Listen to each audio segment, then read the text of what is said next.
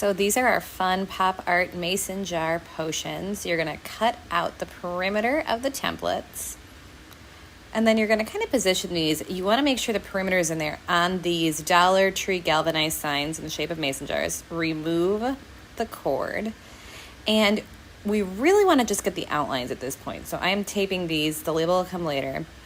And you can transfer them with graphite paper, but I reinforced it with a wax pencil so that I could see it on the metal in both places. Then I went ahead and transferred the label. Then you put down gesso in those regions, just like that, and then retransfer.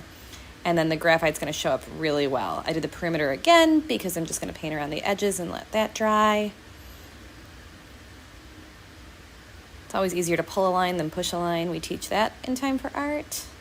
Painting all of our conversation hearts. Fill the rest of it in, let it dry. Transfer the guts. I'm just using a Sharpie to outline everything.